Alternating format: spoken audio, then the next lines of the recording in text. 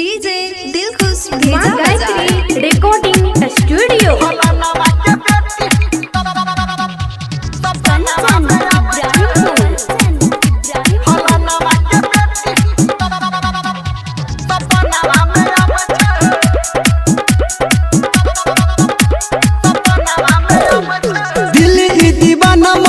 पागल रतिया कटे छे हमर सुतल में जागल दिल ई दीवाना मन भ गेले पागल रतिया कटे छे हमर सुतल में जागल एबीसीडी लिख के है मैसेज पठाबै छे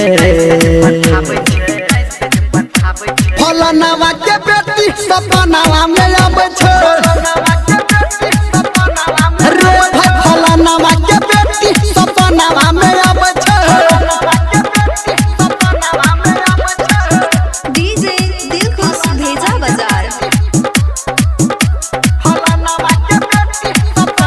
अभी आप सुन रहे हैं सावरिया म्यूजिक। हाँ गोरे गोरे गाल ओकर कहरी कारी तिल छे आला गई हमर आबू ओकर पे दिल छे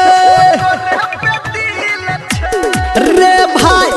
गोरे गोरे गाल ओकर कहरी कारी तिल छे आला गई हमर आबू ओकर पे दिल छे जब कियो प्यार के गीत गाबै छे फलानावा के बेटी सपनावा में आबै छे हाँ फलानावा के बेटी सपनावा में आबै छे डीजे दिलखुश भेजा बाजार